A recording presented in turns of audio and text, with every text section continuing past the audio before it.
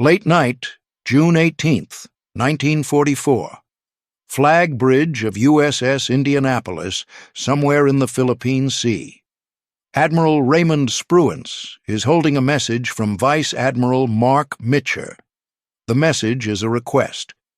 Mitcher wants permission to take Task Force 58 west through the night, to close the distance to the Japanese fleet, to be in strike position at dawn, to go after the carriers while the chance still exists. Spruance has 1 hour to decide. He refuses. In that room, no one agrees with him. Mitcher is furious. Arleigh Burke, Mitcher's chief of staff, the man who will go on to become the greatest chief of naval operations in the history of the United States Navy, calls it the worst decision of the war. 2 months later, Admiral John Towers, Deputy Commander-in-Chief of the Pacific Fleet, formally demands that Nimitz relieve Spruance of command. Not a private complaint over dinner, a written request. It circulates through the Pacific Fleet. Spruance says nothing in his own defense. Not one word, not then, not later, not ever. But there is one man who does not join that chorus, not King, not Nimitz. The man is Ozawa, the Japanese admiral who sat on the other side of that battle, who launched 4 waves of aircraft into the sky that morning and watched them all disappear. Ozawa never praised Raymond Spruance in a single recorded sentence. What he left instead was something more revealing than a quote. He left his battle plan. And that plan tells you exactly what Ozawa thought of Raymond Spruance, more clearly than any interview, any post-war account, any statement made in the comfortable distance of peacetime. What it says, and why the enemy understood this man before his own Navy ever did, is what we are going to walk through today. Before we go any further, I want to ask you something. You just heard what happened in that room. Mitcher wanted to go west. Spruance said no. Every aviator in the Pacific Fleet said Spruance was wrong. Tell me in the comments, what would you have done? Go west and chase the carriers, or stay and protect the troops on the beach? There is no clean answer. That's exactly why this story matters. There is a standard reference book called Who's Who in America. Most senior military officers during World War II had entries of a paragraph or more. Raymond Spruance's entry was 3 lines long. Name, rank, 2 facts. His choice. Reporters came to interview him throughout the war and after. He sat with them in silence until they ran out of questions and left with nothing printable. This was not shyness. He explained it himself in a speech at the Naval Academy. Personal publicity in a war can be a drawback because it may affect a man's thinking. A man's judgment is best when he can forget himself and any reputation he may have acquired and can concentrate wholly on making the right decision. He was not avoiding the press. He was protecting his own thinking from his own ego. While Spruance was sitting in silence with reporters, Admiral William Halsey was on the cover of Time magazine. Halsey's quotes were on recruitment posters. His name was in the newspapers every week. 2 admirals, the same ocean, the same war. One was built for public consumption. The other was built for something else. His wife asked him after the war what he made of all of it, the whole long stretch from Pearl Harbor to Tokyo Bay. He said, "It was interesting." His biography is called The Quiet Warrior. His historian, Thomas Buell, spent years studying him and called him an intellectual in the purest sense, a man of superior mental power. Then noted that he never published a word, gave no speeches worth remembering, and had formal education that ended at Annapolis. What he had was something harder to put a name to, the ability to think without needing anyone to see him thinking, the ability to be right without needing to be known for it. Captain George Dyer served under both Spruance and Halsey. He described the difference in terms any sailor would understand. My feeling was one of confidence when Spruance was there, and one of concern when Halsey was there. When you moved into Admiral Halsey's command, you never knew what you were going to do in the next 5 minutes. When you moved into Admiral Spruance's command, the printed instructions were up to date, and you did things in accordance with them. Not a historian's verdict, a ship captain's daily reality. Across the Pacific, in Tokyo, a different kind of officer was being produced. Admiral Yamamoto was a national icon. His death in April 1943 triggered official state mourning across Japan. The system that produced him rewarded men who projected certainty, men who spoke in terms of decisive battle, who looked like they already knew they were going to win, whose confidence was itself a military asset. Ozawa was considered that system's most sophisticated product, a carrier warfare theorist, scientifically minded, a man who had mastered carrier warfare from first principles without ever having flown a plane himself. The difference between Ozawa and Spruance was not intelligence. Both were sharp, both were serious. Both had spent their careers thinking carefully about naval war. The difference was what their systems asked of them. One system asked its admirals to win battles. The other asked its admirals to look like they were winning battles. The gap between those two things is where the war was decided. But before Spruance could face Ozawa, he first had to survive a system that almost didn't pick him. May 1942. Admiral William Halsey is hospitalized with a debilitating skin condition, severe dermatitis so extreme he cannot stand his duties. Nimitz needs a replacement within days for the most consequential naval operation the United States has planned since the war began. Halsey names Spruance himself. Not because Spruance is the obvious choice, not because anyone on the staff had been pushing his name, because Halsey had worked alongside Spruance for months and trusted his judgment above every other officer he could name. That trust, offered from a hospital bed, is the only reason Raymond Spruance is in this story at all. Spruance had never commanded a carrier task force.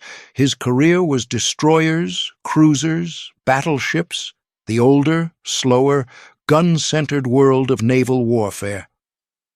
He walked onto the flag bridge of USS Enterprise, inheriting Halsey's staff, men who had not chosen him, who were watching carefully to see whether this surface officer understood what he was holding.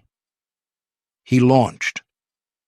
On the morning of June 4, 1942, Spruance sent his dive bombers at extreme range, a range that left almost no margin for error, hoping to catch Nagumo's carriers in the middle of rearming. He caught them. By afternoon, 4 Japanese fleet carriers were burning: Akagi, Kaga, Soryu, Hiryu. The strike force that had launched against Pearl Harbor, that had swept across the Indian Ocean, that had been the most powerful carrier formation on the planet, gone in hours. That night, against his staff's recommendation, Spruance pulled east, away from the retreating Japanese surface fleet, away from the chance to finish Yamamoto's main force. Critics said it immediately: too cautious, a missed opportunity. What nobody knew at the time was this: Yamamoto had sent his surface fleet east that night specifically to find and destroy Spruance. If Spruance had kept heading west, he would have sailed directly into it, in the dark, without air cover, outgunned by battleships and cruisers that would have made short work of his carriers. The decision that drew the most criticism was the decision that saved the fleet. Spruance never said so. He did not explain it to the critics. He did not correct the record. He went back to work. On the other side of that battle, the Imperial Japanese Navy was absorbing a lesson it was not yet capable of learning. Vice Admiral Nagumo had been chosen to command Kido Butai, the Japanese carrier strike force, at Midway because he had led it successfully at Pearl Harbor. The logic was clean, The man who won the last battle commands the next one. But Pearl Harbor and Midway were not the same battle. Pearl Harbor was a surprise strike against a fixed, unalerted target. Everything about it rewarded a certain kind of command, careful planning in advance, disciplined execution, aggressive attack. Midway required something different. Split-second decisions under contradictory information, choosing between two bad options in the middle of an air attack, the ability to accept ambiguity and act anyway. Nagumo was not built for that kind of battle. The system that elevated him had never noticed the difference between the two. When the moment came, he ordered his reserve aircraft rearmed for a second strike on Midway. The rearming was half done when news arrived. American carriers were close. He reversed the order, rearm for ships. That switch was still underway when the American dive bombers found him. He lost 45 minutes he could never get back.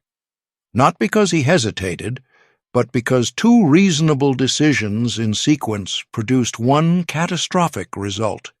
Not cowardice, not stupidity. A system that put a man in a role it had never prepared him to fill. 2 years later, the same dynamic would play out again. But this time, Spruance would face an opponent who had already done his homework. Before we get to Spruance's decision, we need to understand the plan Ozawa had already made, because the plan tells you everything. Ozawa knew the numbers: 9 Japanese carriers against 15 American, roughly 430 aircraft against nearly 900. He was not operating under any illusion about force parity. His plan, Operation A-Go, was not designed to win through superior numbers. It was designed to win through geometry. Japanese carrier aircraft had significantly longer range than their American counterparts. If Ozawa could position himself at 300 miles or more from Task Force 58, he could launch strikes that American aircraft could not return. The outer air battle doctrine. Attack without being attacked back. The plan had one non-negotiable requirement written into the operational order before a single ship moved. The American commander will advance west when contact is made. That was the assumption. The entire architecture, Kurita's van as bait in front, Ozawa's main force positioned behind waiting to strike. Every piece of it depended on the American admiral doing what every previous American admiral had done: chase the carriers. According to analysis published in the U.S. Naval Institute proceedings, Ozawa had studied Spruance's record carefully enough to calibrate his plan around it. He knew Spruance had a reputation for caution. He expected that caution to express itself as aggression once the Japanese fleet was located, that Spruance would push west to close the range and destroy the enemy. He was right about the caution. He was wrong about which direction it would cut. Now look at what Spruance was holding on that flag bridge. Among the intelligence documents available to him were captured Japanese planning papers that had been recovered from the wreckage connected to the combined fleet's operations. Those papers showed, in explicit terms, that Japanese naval doctrine included the end run. Draw the main American fleet west with a carrier bait force, send a second force around the flank, hit the invasion shipping at Saipan while the carriers are 100 miles away chasing nothing. This was not speculation. This was written Japanese doctrine in American hands. And on the beaches of Saipan, 128,000 American troops were ashore. The transports were still at anchor. If Task Force 58 moved west and a Japanese surface force came around behind it, those men had no naval cover. The campaign did not stall. It collapsed. Shortly before midnight on June 18th, Nimitz relayed a radio direction finding fix to Spruance. Ozawa's fleet was approximately 355 miles west-southwest of Task Force 58. Mitcher sent his request. The logic was sound, and Spruance knew it. If Task Force 58 steamed west through the night, by dawn it could be within striking range. The Japanese carriers would still be beyond American attack range, but the gap would be closed, and the first strike of the day would be American.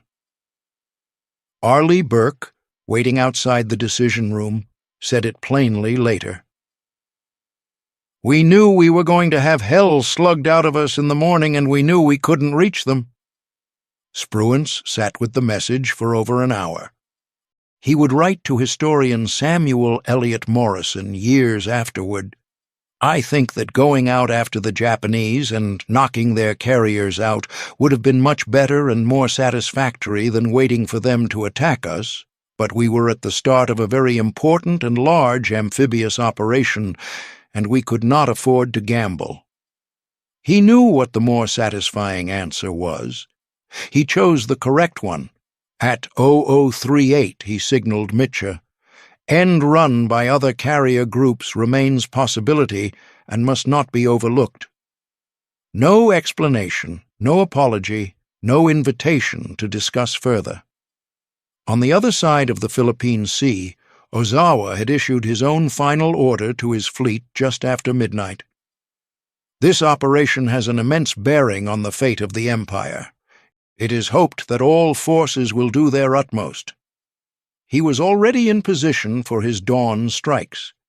One of his carrier division commanders, Admiral Obayashi, had begun launching fighters when he located the American fleet, then received Ozawa's signal to hold.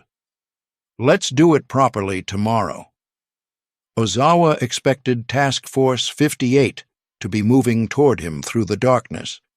That was what his plan required. That was what every calculation he had made assumed. Task Force 58 was not moving. It was sitting still. Radar up. Hellcats fueled.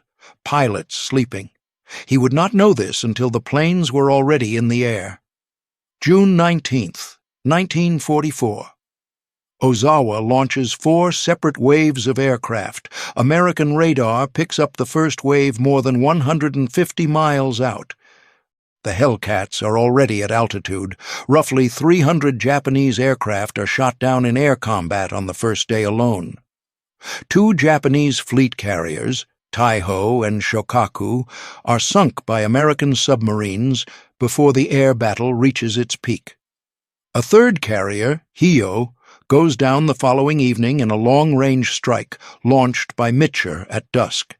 When it ends, Ozawa escapes with 6 carriers. Between all of them there are 35 operational aircraft. Over 2 days, approximately 600 Japanese aircraft are destroyed. American losses, roughly 130. Most of them during the night recovery of the June 20th strike, when pilots returning in darkness ran out of fuel and had to ditch in the sea. One American pilot, watching the first wave come in, said it was like an old-time turkey shoot. The name stuck. It was not wrong. But back in the American fleet, something else was already beginning. Mitchell said it privately within days of the battle. The enemy escaped. His fleet was not sunk. The aviator community formed a verdict quickly. The common refrain, repeated in wardrooms and staff meetings across the Pacific Fleet: "This is what comes of placing a non-aviator in command over carriers." Admiral John Towers, Deputy Commander-in-Chief of the Pacific Fleet, one of the founding figures of American naval aviation, filed a formal written request demanding Spruance's relief from command. Not a private suggestion. A written demand. Nimitz read it, denied it, said nothing publicly. The following month, Admiral Ernest King, the Chief of Naval Operations, the man who ran the entire United States Navy, arrived at Saipan. He went directly to Spruance. He said, "You did a damn fine job there. No matter what other people tell you, your decision was correct." Spruance listened, nodded, did not respond further. Across the Pacific, Ozawa arrived at Okinawa with what remained of his fleet. He offered his resignation to Admiral Toyota. Toyota refused it. "I am more responsible for this defeat than you are." Ozawa did not argue. He did not claim bad luck. He did not blame the quality of his pilots, though their inexperience was the largest single tactical factor in the result. He understood what had happened. His plan required Spruance to behave one way. Spruance had behaved another. The 6 carriers Ozawa brought home were functionally hollow. Ships without aircraft, without trained crews, unable to conduct offensive operations. Tokyo could not admit this. They remained in the order of battle. 4 months later, those same hollow carriers would sail north. Their only purpose would be to be seen on radar. Ozawa never left a statement saying Spruance made the right call. He left something more durable. He left the operational order for Ego. That order, written before the battle began, assumes in explicit terms that the American commander will advance west. The entire plan, the positioning, the geometry, the bait, collapses completely if the American commander stays near Saipan. Think about what that means. A man who designs a fleet action around his opponent's predicted behavior is not dismissing that opponent. He is studying him. He is staking everything, every ship, every aircraft, every trained pilot Japan has left, on having correctly understood how that opponent will act under pressure. Ozawa had studied Spruance's record carefully enough to build his greatest battle around predicting Spruance's response. He predicted wrong. Not because Spruance surprised him with sudden aggression. Not because Spruance did something out of character. Spruance was exactly what his reputation said he was. A man who would not abandon his stated mission for a more glorious secondary objective. Ozawa had understood the logic perfectly. He simply did not believe Spruance would hold to it when a Japanese fleet was 355 miles away, and 430 aircraft were in the air, and every other American admiral in his position would already be turning west. He underestimated not Spruance's intelligence. He underestimated Spruance's consistency. The proof arrived 4 months later. October 1944. Ozawa leads his hollow carriers north toward Leyte Gulf. Their purpose is simple: to be seen, to be recognized as carriers, to draw the American fleet away from the invasion shipping. Admiral William Halsey sees them. He does not deliberate. He takes Task Force 34 north at full speed. He does not leave a covering force at San Bernardino Strait. He does not send a message to confirm the strait is covered. He goes. Vice Admiral Kurita's fleet, Yamato, Musashi, the most powerful surface force Japan had left, comes through the unguarded strait and reaches the invasion shipping. Only Taffy 3 stands between Kurita and catastrophe. A screen of escort carriers, destroyers and destroyer escorts, small ships with small guns, fighting a surface action against battleships and heavy cruisers in one of the most desperate engagements of the entire Pacific War. Halsey had done in October exactly what Ozawa's plan had required Spruance to do in June. In June, Spruance had refused. In October, Halsey ran straight into it. Nimitz sent a dispatch to Halsey that became one of the most quoted messages of the Pacific War. "Where is Task Force 34? The world wonders." No one ever sent that message to Raymond Spruance. Ozawa had been a serious professional who studied his enemy with care. His plan was not just a military document, it was a form of professional respect, an acknowledgement that Spruance operated according to a logic Ozawa had identified, analyzed, and intended to turn against him. He got the logic exactly right. He got the man exactly wrong. The admiral in Pearl Harbor, who called Spruance a coward, had not studied him at all. The admiral who studied him carefully enough to bet an entire fleet on predicting his behavior was the Japanese admiral who lost.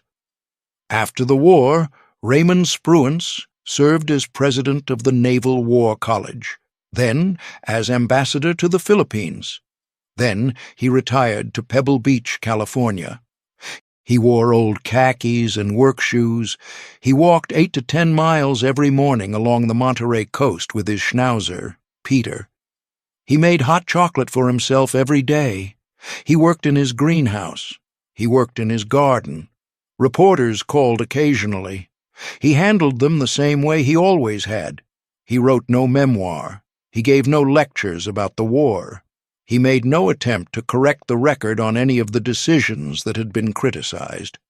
When the question of the 5-star promotion came up, the decision that gave Halsey the rank and left Spruance with 4 stars, he addressed it in a letter in 1965. He wrote, "So far as my getting 5-star rank is concerned, if I could have got it along with Bill Halsey, that would have been fine. But if I had received it instead of Bill Halsey, I would have been very unhappy over it." That is not a man who felt cheated. That is not bitterness dressed up as grace. That is a man who had made his peace with something most people never accept about themselves, that being right and being recognized for being right are 2 entirely different things, and only one of them actually matters. When Admiral Ernest King wrote his memorandum weighing the 5-star candidates, he noted Halsey's errors in judgment, the 2 typhoons, Leyte Gulf, and then wrote this about Spruance. As to brains, Spruance was the best man in every way. He still recommended Halsey. Because Halsey had seniority, because Congressman Carl Vinson, chairman of the House Armed Services Committee, had publicly endorsed Halsey, because the press loved Halsey, and in December 1945 that mattered in ways that operational records did not. Nimitz understood what had happened. Throughout the 1950s, he lobbied actively and repeatedly to secure Spruance's posthumous promotion to Fleet Admiral. Not quietly, not once. Tirelessly, over years. It never succeeded. Samuel Eliot Morison, the official historian of the United States Navy in World War II, published his final assessment. Spruance was one of the greatest admirals in American naval history. Not Halsey, not Mitcher, Spruance. In 2001, Congressman Mike Pence introduced legislation authorizing the President to advance Spruance posthumously to the grade of Fleet Admiral. It did not pass. In 2021, 52 years after Spruance died, another U.S. Navy officer submitted the argument again to Congress. The same case, the same evidence. His record, measured by any objective standard, exceeded the threshold for the rank he never received. It did not pass. The rank had not come while he lived, because he was not the right kind of famous. He had understood that about himself long before anyone had to explain it to him. Ozawa Jisaburo survived the war. He lived until 1966. In every account he gave of the Battle of the Philippine Sea, in every interview where Operation A-Go was discussed, he described his plan the same way, built around the assumption that the American commander would come to him. He never said Spruance was right. He designed his greatest battle around predicting what Spruance would do, and Spruance did the opposite. Raymond Spruance was born on July 3, 1886. He died on December 13, 1969. He is buried at Golden Gate National Cemetery in San Francisco, in the same ground as Chester Nimitz. The Spruance-class destroyer was named for him. 14 of them served in the United States Navy. His entry in the biographical record of the men who won the Pacific War is longer than 3 lines now. But the man himself is still described the same way by every serious historian who has studied him. The quiet warrior. The admiral who was right both times and never said a word about it. The man his enemy understood before his own navy did. If your father, your grandfather, your uncle, anyone in your family served in the Pacific War, in any branch, on any ship, leave their name and what they did in the comments below. Don't just leave the name.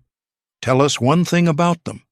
One thing they did, or one thing they said, or one thing you remember. The men who were there deserve more than a name in a database. They deserve to be remembered as people. Subscribe if you want the next story. There are more of them. 5:14 in the morning. February 17th, 1944. The deck of USS New Jersey, somewhere in the central Pacific Ocean. Raymond Spruance stood at the railing and watched the western sky. 74 Hellcat fighters had just lifted off from the carrier force and climbed into the darkness ahead. One by one, they disappeared. There was nothing left to watch, just the sound of the wind across open water, and 669 nautical miles between him and what he had just set in motion. Here is what you need to understand about that moment. 8 weeks earlier, this same man had sat in a conference room at Pearl Harbor and told Chester Nimitz that his plan was dangerous, reckless. That was the word he used. Turner agreed. Holland Smith agreed. 3 men, 3 times. 1 word. Nimitz overruled all 3. That campaign was over in 4 days. And now, the man who called it reckless was standing on the deck of a battleship in the dark before sunrise, having just ordered simultaneous attacks on 2 targets nearly 700 miles apart. Same week, same moment. No American admiral had ever done that before him. And within 48 hours, his own staff would use that same word for him. Reckless, same word, same man, 2 different decisions. He never explained the difference to anyone. This story begins on February 4th, the day Spruance first stepped aboard this ship. It ends on February 23rd, the day both of those parallel campaigns were finished.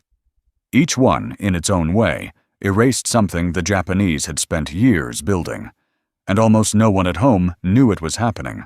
Not because it was kept secret, because it was over too fast to become a story.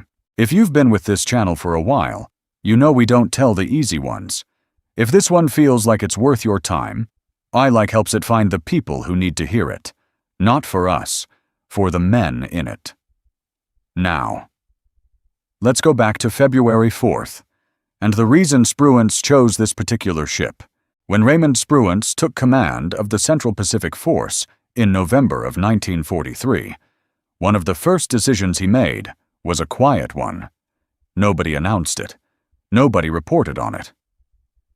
Most people who worked for him probably didn't give it a second thought. He decided he would not use a battleship as his flagship. The reasoning was simple. The battleships available for fleet escort in 1943, the North Carolina class, the South Dakota class, could make about 27 knots at full speed. A fleet carrier doing the same run could do 33. If your flagship has to keep pace with the battle line, you are always slower than the fastest ships you command. Spruance couldn't afford that. He chose USS Indianapolis instead. A heavy cruiser, faster, more maneuverable, better suited to keeping pace with the carriers he was responsible for. He used Indianapolis through the Gilbert Islands, through the planning months for the Marshalls, through Kwajalein, 14 months. Then, on February 4th, 1944, at Majuro Atoll, the deep-water anchorage in the eastern Marshalls that the Navy had seized and converted into a forward base in a matter of days, Spruance transferred his flag to USS New Jersey, Iowa-class battleship, the longest, heaviest warship the United States Navy had ever put to sea. 887 feet from bow to stern, a crew of nearly 2,000 men, many of them seeing their first action. The ship herself was barely 14 months old, commissioned in May of 1943 through the Panama Canal in January of 1944 into the Pacific in time to screen the carriers during the Kwajalein operation, and 9 16-inch guns. Each shell stood taller than most men, weighed nearly a ton, and could be put on a target 20 miles away. The Iowa class could make 33 knots, fast enough to keep up with the carriers. That was the point. A battleship that could stay with the fleet instead of holding it back. Nobody asked why he changed his mind. The answer was in the orders he had been given. Orders that required him to be somewhere you cannot command a war from behind a desk. 7 days after his flag went up on New Jersey, Spruance called a meeting on her deck. February 11th. 4 men at a table. Vice Admiral Mark Mitcher, newly in command of Task Force 58, the fast carrier force. He was still getting oriented. He had taken over just weeks before. Admiral Willis Lee, they called him Ching Lee, the Pacific Fleet's battleship commander. A quiet, methodical officer. A man who had stood on a bridge at Guadalcanal when nobody thought the Navy was going to hold. And Turner, Rear Admiral Richmond Kelly Turner, the amphibious commander. The same man who, 8 weeks earlier in a conference room at Pearl Harbor, had looked at a plan Nimitz was proposing and used a specific word, reckless. Nobody at that table mentioned it. 4 men. 1 table on the deck of a battleship. 2 campaigns assigned. Mitcher would take 3 carrier groups west and hit the Japanese base at Truk, Operation Hailstone. A 4th carrier group peeled away toward Eniwetok, Operation Catchpole. Turner would command the landings at Eniwetok, and Spruance would coordinate everything from New Jersey, while personally leading the surface force patrolling the waters outside Truk. That last part is the detail worth pausing on. He was going to be there. Here is what Spruance had available to him for these 19 days. 5 fleet carriers, 4 light carriers, more than 500 aircraft, Iowa and New Jersey, 4 other fast battleships, 10 cruisers, 28 destroyers, submarines already on station in the waters around both targets, 8,000 Marines and Army infantry, reserve forces left over from Kwajalein, never committed to that fight, waiting. The largest concentration of American naval power assembled to that point in the war. And here was the problem on the map. Truk was 669 nautical miles from Eniwetok. If Truk was not neutralized before the landings at Eniwetok began, Japanese aircraft and surface ships from Truk could reach the landing force while it was most exposed. 8,000 men in open transports, on an atoll with nowhere to run. There was only one solution. Both operations had to begin on the same day. Hailstone and Catchpole, February 17th. 1 man coordinating both. Nearly 700 miles of open ocean between them. On February 12th and 13th, 3 carrier groups left Majuro and turned west toward Truk. The 4th carrier group peeled south toward Eniwetok. Spruance was on New Jersey, with the surface force, heading for the waters outside Truk. That was why he needed the fastest battleship in the fleet. For 2 years, the name Truk had done something that very few place names do in wartime. It stopped conversations. When American planners mentioned Truk in early meetings, the tone in the room changed. The Japanese had controlled the Caroline Islands since 1914, and they had been building on them since 1933. The year Japan walked out of the League of Nations, and the islands became off-limits to everyone who wasn't Japanese. No foreign vessel, no foreign correspondent, no missionary, no outsider of any kind had been permitted inside that atoll in 11 years. What American intelligence knew about Truk's defenses was built mostly from inference, old maps, and the occasional piece of information that filtered through back channels before the war.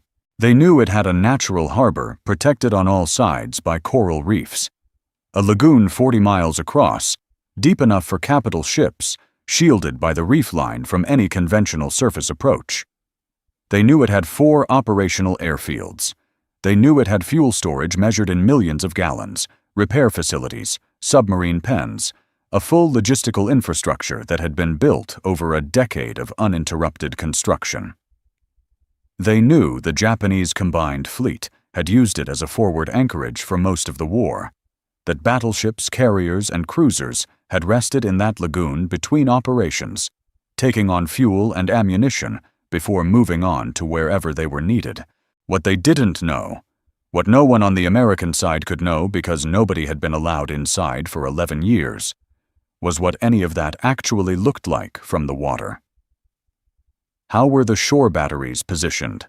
Which channels through the reef were mined? How were the airfields defended against a strike that came in at low altitude in the dark? Nobody knew. American pilots called it the Gibraltar of the Pacific, not as a compliment, as an honest description of the problem. On February 4th, the same day Spruance raised his flag on New Jersey, 2 PB-4Y Liberator reconnaissance planes flew over Truk at 30,000 feet for the first time in the war. They came back with photographs. Spruance looked at them carefully. The fleet carriers were gone. Admiral Koga had pulled his capital ships west to Palau after spotting the Liberators. He understood what reconnaissance photos meant, but what remained was still substantial. Merchant ships, tankers, auxiliary vessels, supply ships that fed everything the Japanese were doing in the Central Pacific. Aircraft on the 4 airfields, shore batteries on the islands ringing the lagoon. Enough to threaten any American operation in the waters between Truk and the Marshalls if it was left undisturbed. It was not going to be left undisturbed. 5:14 in the morning, February 17th. Spruance stood on the bridge of New Jersey and watched the first 74 Hellcats climb out of the darkness. Truk was still beyond the horizon, out of sight. He could not see what was happening. He could not know what was happening. He had spent weeks planning it. He had thought through every contingency he could identify. He had distributed his forces with care, assigned targets with precision, made sure the timing of the carrier strikes would coincide with the beginning of the Eniwetok landings. And now there was nothing left to do but wait for the reports to come back. This is the part of command that almost nobody talks about. Not the decisions, not the planning, the waiting.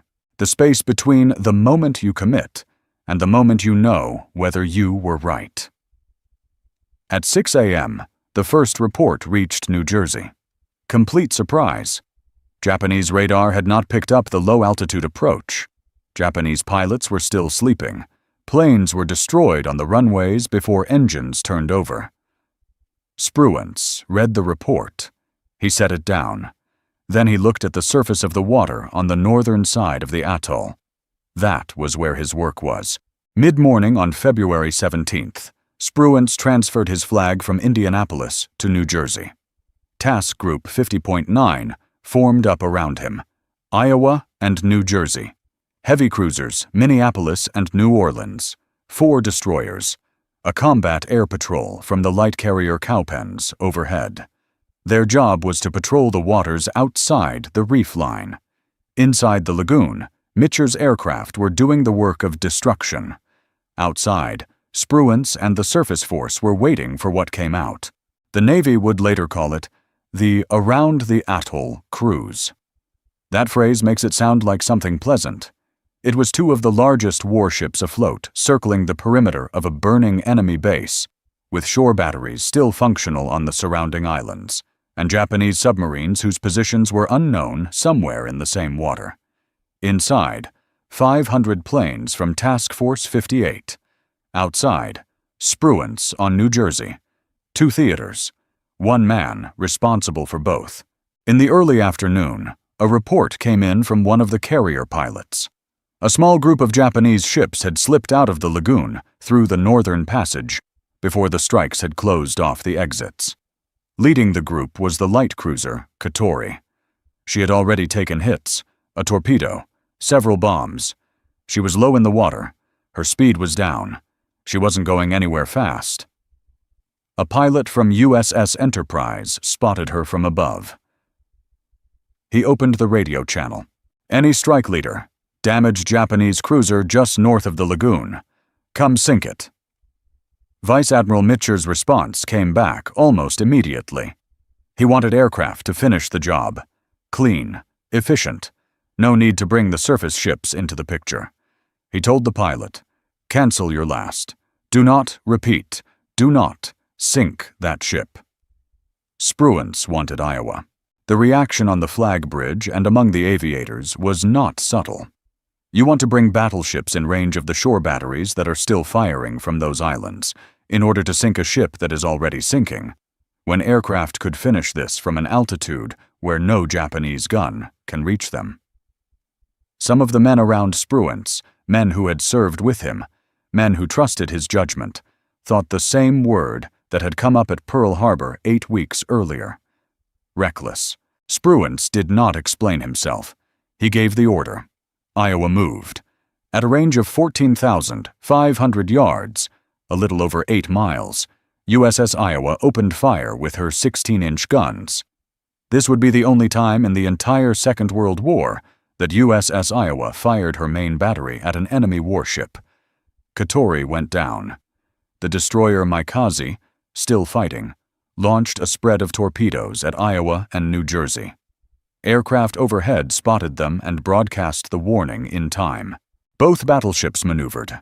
Both torpedoes missed. Mikaze was sunk by the cruisers. The destroyer Nowaki tried to run north. New Jersey tracked her at over 20 miles. Nowaki was fast enough. She was the only Japanese warship that got out. Why did Spruance insist on doing it that way? He left no written explanation. Not then. Not after the war. Not in any interview or letter that historians have found. What he left was the decision itself. And if you sit with it long enough, a pattern begins to take shape. At Pearl Harbor, he had told Nimitz that Kwajalein was reckless because the risk wasn't necessary. The plan could have worked another way at a lower cost. That was his argument. Here, outside Truk, the risk was his to take. And his alone. He wasn't sending other men in front of him. He was on that ship. Maybe that mattered to him. Maybe the word meant something different when the man using it was standing on the deck with his name on the order. He never said. And he never would. While Spruance's battleships were circling Truk on February 17th, something else was already underway, 325 miles to the northwest. The 4th Carrier Group had been hammering Eniwetok Atoll since the day before. By the time the Marines boarded their landing craft on the morning of the 18th, the airfield on the northern island of Engebe had been under air attack for more than 24 hours. But the man who had been assigned to defend this atoll had been working since January. Major General Yoshimi Nishida arrived at Eniwetok on January 4th, 1944. He brought the 1st Amphibious Brigade with him, 3,940 men. The brigade had been formed from reserve units in Manchuria. They were not raw recruits. Nishida was not a careless commander. He walked the atoll and understood the problem immediately. Eniwetok is not a single island. It is 40 small pieces of coral and sand spread around the rim of a lagoon 50 miles in circumference. The largest island, Perry, is shaped like a teardrop, stretched east to west. At its widest point, it is perhaps 1/4 of a mile across. That's it. 1/4 mile of coral and sand between the lagoon shore and the ocean shore. No room to establish a second defensive line. No room to fall back. No high ground. No terrain feature that creates a natural anchor for a line of resistance. An attacker who controls the water controls everything. The terrain made certain kinds of defense physically impossible before a single shot was fired. Nishida did what he could. He divided his forces among the 3 main islands, Engebe in the north, which had the airfield, Eniwetok Island on the southern lagoon rim, and Perry Island on the southwest, where he placed his headquarters. On Perry, he built as carefully as the ground allowed, concrete bunkers, interlocking fields of fire, mined approaches on the lagoon shore, where he expected the landing. A full defense plan, documented, mapped, with annotated positions for every emplacement. He was a professional. He did the work a professional does when he is given a bad position and told to hold it. He did not know that the map he was drawing was the document that would destroy him. On January 21st, 1944, 17 days after Nishida's men arrived at Eniwetok, the Aikoku Maru departed Kure, Japan, carrying 629 soldiers of the 66th Naval Guard Unit, along with ammunition, supplies, and construction materials. She reached Truk on February 1st. On February 16th, she was still there, loading additional troops from the 1st Amphibious Brigade, preparing to sail south. At 8:15 in the morning on February 17th, the same morning Spruance watched the Hellcats lift off into the dark, aircraft from USS Intrepid struck the Ikoku Maru while she sat at anchor in Truk Lagoon. A torpedo hit her forward ammunition hold. The detonation that followed was not a ship fire. It was the end of a ship. The forward section, from the bow back past the smokestack, ceased to exist as a recognizable structure. She sank in 2 minutes. More than 700 soldiers and crew went down with her. The pilot who dropped the torpedo and his 2 crewmen were caught in the blast. Their aircraft was never recovered. On Eniwetok, Nishida was still waiting for those reinforcements. He did not know the ship was on the bottom of Truk Lagoon. He did not know that the men he had been counting on were gone before the battle at his atoll had fired its first shot. The morning of February 18th. The 22nd Marine Regiment came ashore on Engebe at 8:43 a.m. 24 hours of airstrikes and naval bombardment had broken the fixed positions. The defenders who remained were fighting from rubble. By 2:50 in the afternoon, Engebe was secure. One day, one island, the airfield in American hands before dark. But in the paperwork pulled from the Japanese command post, and from the small islands cleared that same afternoon, something turned up that changed the entire shape of what came next. Not a weapon, not a map of minefields, documents. Documents that revealed the Japanese had considerably more men on the remaining 2 islands than American planners had assumed. 808 soldiers on Eniwetok Island, 1,347 on Perry, nearly twice what the invasion plan had been built around. The original schedule called for simultaneous landings on both islands the following day. That plan was scrapped immediately, Eniwetok Island first, then Perry. The 106th Infantry Regiment came ashore on Eniwetok Island on February 19th. The terrain did what coral terrain does in the Pacific. It hid everything. The undergrowth was dense enough to swallow a man standing 10 feet away. The Japanese had dug their foxholes with care, positioned to cover approaches that looked like open ground until you were already in the kill zone. The fighting was slow. Building to building, slow. Position to position, slow. On the night of the 19th, a Japanese counterattack of 300 to 400 men pushed all the way to the American battalion command post before it was turned back. The island was not declared secure until February 21st. 3 days, 37 American soldiers dead, 94 wounded, 800 Japanese soldiers killed. And in the documents recovered during those 3 days, in the paperwork taken from positions overrun one by one, something that changed what came next. The complete defense plan for Perry. Every bunker plotted, every gun emplacement marked, every counterattack route drawn in. The most heavily defended island in the atoll, the island where Nishida had done his most careful work, had given its own secrets to the men coming to take it. Beginning on February 20th, before a single Marine had set foot on Perry, the battleships Pennsylvania, Tennessee, and Colorado opened fire on the coordinates in Nishida's plan. The heavy cruisers Louisville and Indianapolis joined them. 944 tons of naval shells, followed by 99 tons of bombs from the aircraft overhead. 3 days of bombardment, aimed not at where the Japanese defenses were expected to be, aimed at where the Japanese themselves had written them down. On the morning of February 22nd, the 22nd Marine Regiment came ashore on Perry. The physical defenses were there. The concrete was there. The weapons were there. But the positions had been opened up from the inside by 3 days of fire, directed by the dead man's own maps. The fighting was real. Perry did not give itself up, but organized resistance, the kind of resistance that holds a line, was gone before the first Marine crossed the beach. Nishida died on Perry that day. Of the 1,330 Japanese soldiers on the island, 105 were taken prisoner. The rest did not survive. At 7:30 that evening, the regimental commander picked up the radio. His words were brief. "I present you with the island of Perry." Spruance received that transmission on New Jersey, the same ship he had been standing on when Iowa's guns fired at Katori the previous afternoon. He did not record his reaction.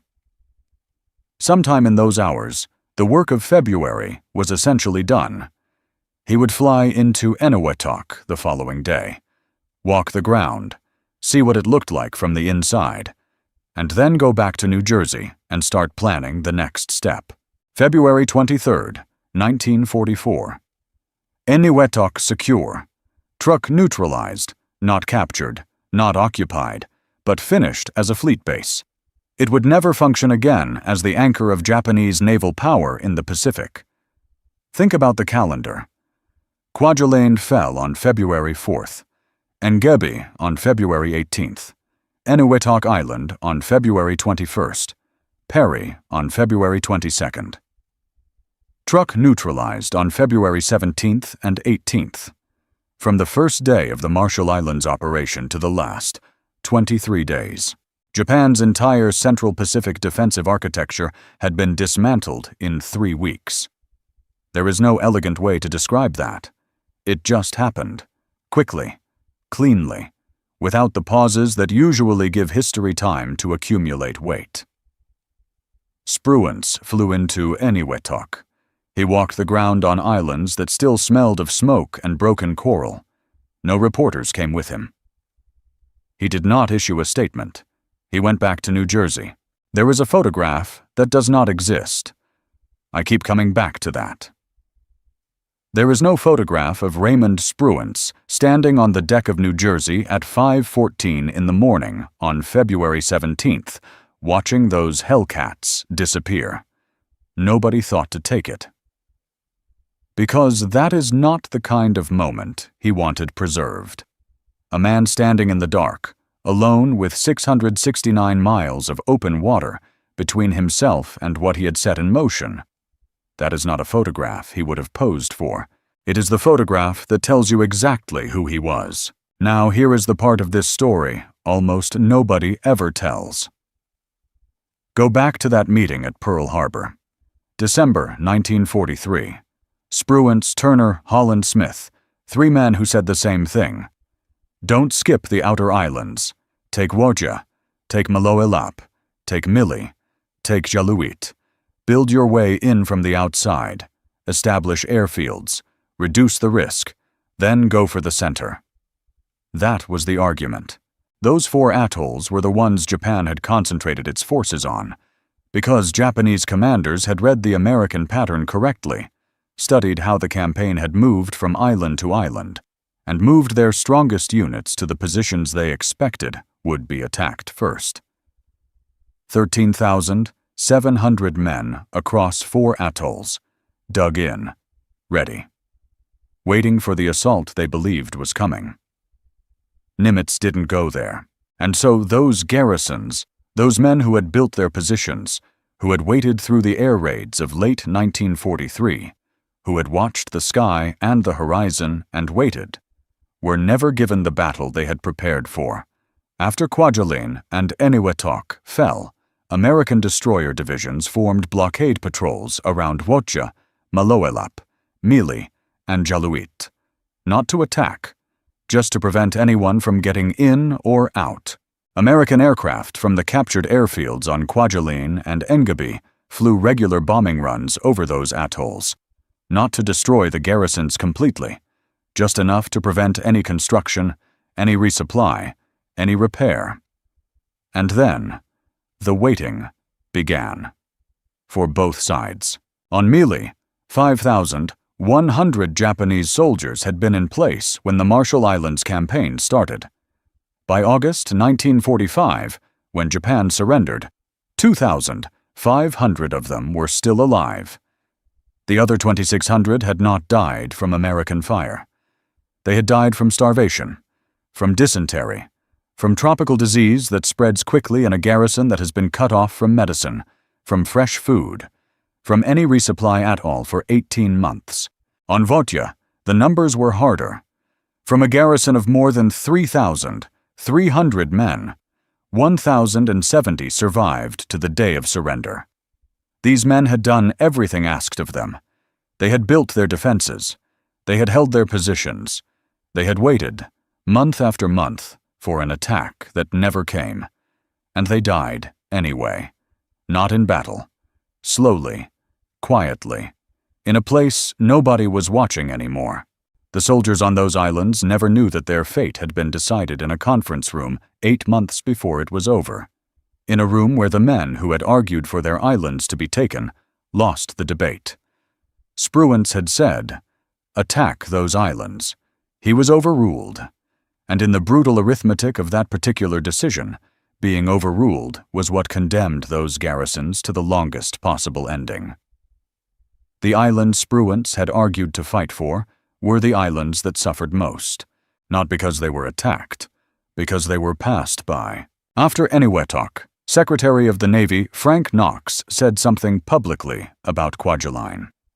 The Japanese had been there 20 years, but we went in and took their possessions in a few days, without the loss of a single ship. Nobody said anything like that about Eniwetok. Nobody made a public statement about Hailstone. Spruance made no statement about either. On February 10th, a week before the operation, President Roosevelt had submitted Spruance's name for promotion to full admiral, 4 stars. The nomination was approved. He was 57 years old, the youngest man to hold that rank in the United States Navy at that time. No ceremony was arranged. No photographs were taken on the day the news arrived. No one gathered on the deck of New Jersey to mark the occasion. A cable arrived at the command post. He read it. He set it down. He went back to the planning charts for what came next. That is the record. That is what exists. After the war, when historians came to interview him, when men with notebooks sat across from him and asked about the campaigns of 1944, about the Marshalls, about Hailstone, about those 19 days, Spruance answered their questions, directly, accurately, without elaboration. He answered what was asked. He did not reframe the question. He did not say, "Let me tell you what you should be asking," instead. He did not say that February 1944 had been among the most consequential stretches of the entire Pacific War. Nobody framed the question that way. And Raymond Spruance was not a man who volunteered the frame. If your grandfather served in the Pacific, if your father was one of the young men who shipped out from San Francisco or San Diego or Norfolk in the years after Pearl Harbor, and came home carrying something he never put into words, there's something worth knowing. The men who fought at Eniwetok did not make the front pages, not the way Iwo Jima did, not the way Tarawa did, because those battles went right. Because someone had spent weeks making sure the bombardment was long enough, the intelligence was used, the reserves were positioned, the timing was what it needed to be.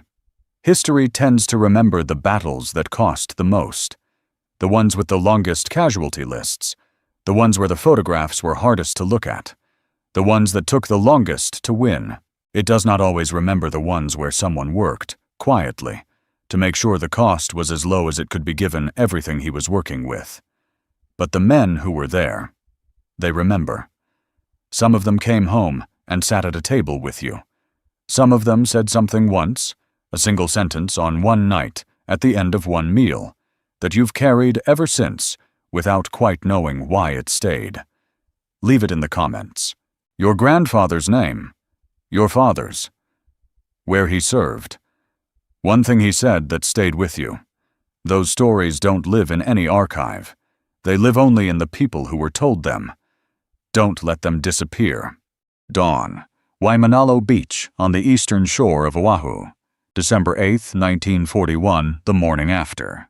A National Guard corporal named David Akui is walking the surf line with a rifle. Something rolls in with the waves. He thinks it's a sea turtle. It's a man. He's a Japanese naval officer. The day before, while the bombs were still falling on Pearl Harbor, he tried to take a submarine into that harbor to help finish the job. Now he's face down in the sand, and he's still breathing. When he wakes up, in an American hospital, under an American guard, the first thing he asks for is a way to kill himself. The Americans tell him no. His own country gives him a different answer. Japan strikes his name from the record. It scrubs his face out of a photograph. It leaves his mother in silence, and later sends him letters telling him he should be dead. 2 countries, 1 man, the opposite response. 50 years later, that same man will stand in a quiet room in Texas and break down crying in front of a submarine, the one that carried him to this beach. How he got from the surf at Waimanalo to that room in Texas, and what it says about the men who wore the same uniform your father wore, that says what this is. If it's a story you'd rather didn't disappear, the like button is the thing that keeps it from disappearing. His own country tried to erase him once. We don't have to. He was 23 years old, Kazuo Sakamaki, an ensign in the Imperial Japanese Navy. 68th class of the Naval Academy, graduated the year before, the second of 8 brothers. He used to say, a long time afterward, that the size of his family was part of why they chose him. He was one of 10 men picked for something the Japanese Navy had never tried in battle. 5 small submarines, 78 feet of steel, 2 men to a crew, a single hatch barely wide enough for a man to drop through. They would be carried most of the way to Hawaii on the backs of larger submarines, cut loose in the dark about 10 miles off the coast, and sent in underneath the harbor while the airplanes came down from above. Each little boat carried 2 torpedoes. Each one was meant to find a battleship. When it was finished, when the torpedoes were gone and the harbor was burning, the crews were supposed to slip back out the way they came and meet the larger submarines waiting for them miles offshore. That was the plan on paper. It was the part no one really believed in. Not one of the 10 men would ever make that rendezvous. The man who led the air attack, Mitsuo Fuchida, argued against sending the submarines at all. He thought they would be spotted before the planes ever arrived and give the whole thing away. The night before they launched, the men did what men in their position did. Sakamaki wrote a last letter to his father. He cut a lock of his own hair and clipped his fingernails, and he left them behind. The things a family keeps when there will be no body to bury. Nobody on those crews expected to come home. That was understood going in. That was, in a way, the whole idea. At 3:30 in the morning on December 7th, the mother submarine I-24 let HA-19 go. The trouble started almost at once. The gyro compass, the one instrument that told Sakamaki which way his boat was pointed in the black water, failed. From that moment on, everything he did was a guess. He had to raise the periscope again and again just to find the island, and every time he did, he risked being seen. He was not the only one in trouble that morning. Out at the mouth of the harbor, one of the other midget submarines was spotted by the destroyer USS Ward. The Ward opened fire and sank it at 6:37, more than an hour before the first bomb fell. Her captain sent word up the chain that he had fired on a submarine in a defensive sea zone, and someone, somewhere, decided it was a mistake and set the report aside. The warning America needed was sitting on a desk before the attack ever began. Fuchida had been right. Nobody acted on it. Sakamaki, blind without his compass, ran his submarine onto a coral reef, then a second time, then a third. Around 8:15, with the harbor already burning behind him, the destroyer USS Helm caught sight of the little boat stuck fast on the rocks and fired. The shells missed, but the blast knocked Sakamaki out cold, and it shook the submarine loose off the reef. When he came to, the boat was free. It was also finished. The impact had crushed both torpedo tubes flat. He had spent the whole of that day crammed inside a steel tube the size of a closet, and now he had nothing to shoot. What he had instead was poison. Seawater had gotten down into the battery compartment, and seawater on those batteries gives off chlorine gas. It filled the hull. Both men passed out from it, came around, and passed out again as the crippled boat drifted east around the island. American destroyers found them through the day and dropped depth charges. The sea hammered the hull. The gas kept coming, and the two men inside kept waking up to the very same situation, hour after hour, with no way out and no way to fight. By evening they were off Bellows Field, and the boat ran aground for the last time. There was nothing left to do but destroy it and swim. Sakamaki set the scuttling charges. The explosives meant to send the submarine and everything inside it to the bottom, so the Americans would never have it. He and Inagaki went over the side into the surf.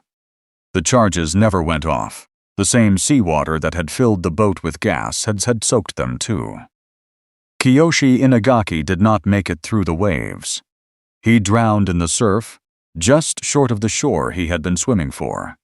Sakamaki made it. He washed up onto the sand on the eastern side of Oahu, and he did not get up.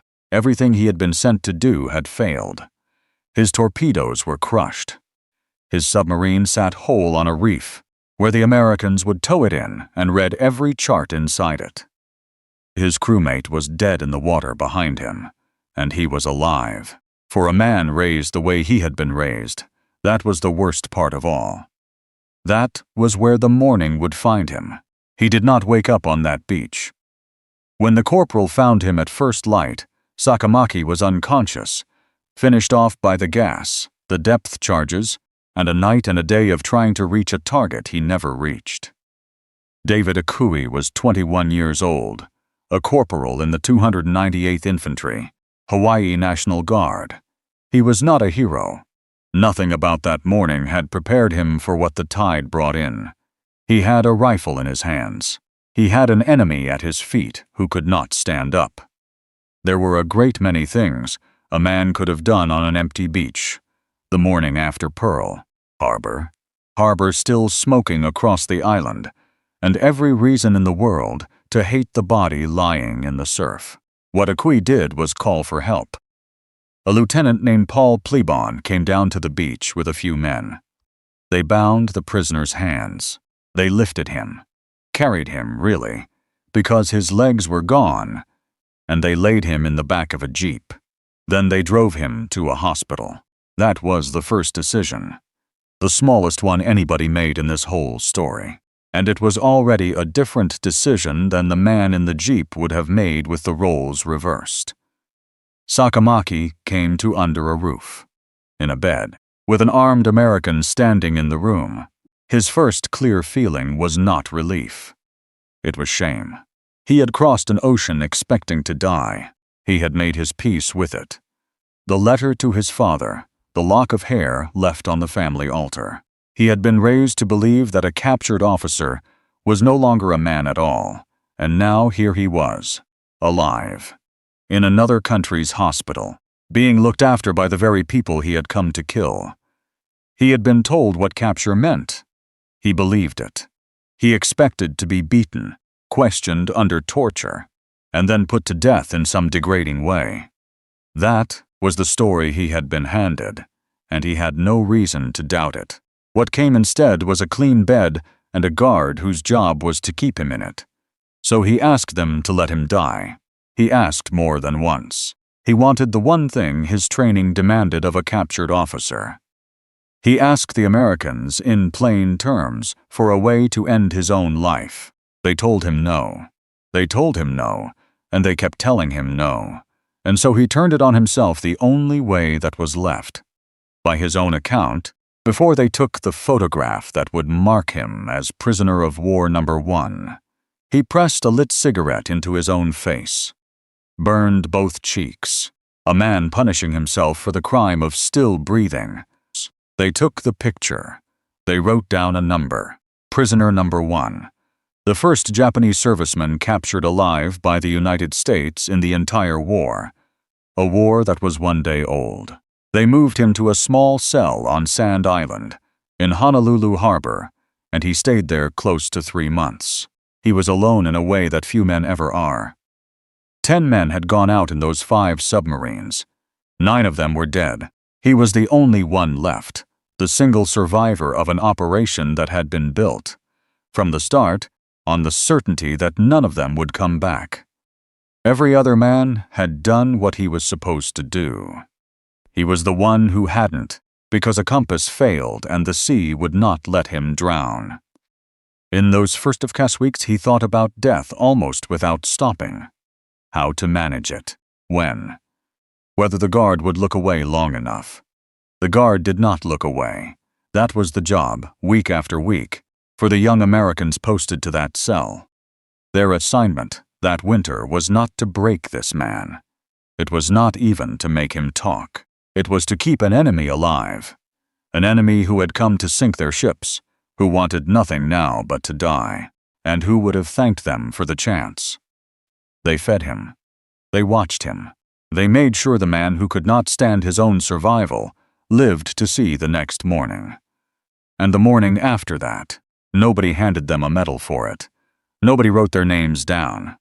And this is the part worth slowing down for. The United States had just been attacked with no warning at all. More than 2,000 Americans were dead. The country had every reason, every excuse anyone could ask for, to look at the one enemy it held in its hands and decide he was not worth the food it would take to keep him breathing. It decided the other way, quietly, with no argument. A corporal on a beach, a lieutenant with a jeep, a doctor, a guard at a cell door, not one of them an important man, every one of them without being ordered to, reaching for the same answer. They kept him. Why a nation living through the worst morning in its history would spend its men and its time keeping its enemy breathing. Sakamaki would carry that question for the rest of his life. Half a world away, his own country was already answering a very different question about him. In the world Sakamaki came from, there was no such thing as an honorable prisoner. The code drilled into every Japanese serviceman, the one he had recited, the one he believed without question, offered a man exactly 2 endings: victory or a clean death. There was no third door. Capture was not a misfortune that could happen to a brave man. It was evidence that something inside him had given way. Every one of those 10 submariners had gone out understanding that. They had not expected to come back. They had been taught to want the opposite, to choose, when the moment came, between winning and dying well.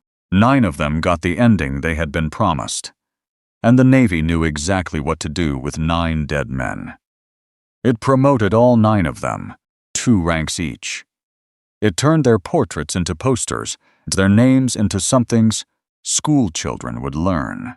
It held their deaths up to the whole country as the purest thing a man could offer. Proof of the spirit that was going to carry Japan through the war. It gave them a title that lifted them out of the ranks of ordinary men. The 9 war gods. There is a photograph from that time. You can still find it today. 9 young men in their uniforms posed together, solemn and proud, fixed forever as the heroes of Pearl Harbor. There had been 10. The 10th was Kazuo Sakamaki. And before that picture went out to the newspapers and the schoolrooms, the Navy took him out of it. Mitsuo Fuchida, the officer who had led the air attack, the one who had argued against sending the submarines in the first place, wrote afterward that the Navy scrubbed Sakamaki's face out of the photograph before they let the country see it. 10 men went out. 9 came home as gods. The one who lived was the one they erased. A dead hero confirmed everything the country believed about itself. A living prisoner threatened it. If one man could be captured and go on breathing, then the choice was never really only victory or death. There was a third door after all, and the whole machinery of the thing depended on no one being allowed to see it. A single living prisoner was a more dangerous thing, in its way, than a lost battle. A lost battle could be avenged. A man who had surrendered and was still breathing was a hole in the story itself, so they closed it. They painted him out.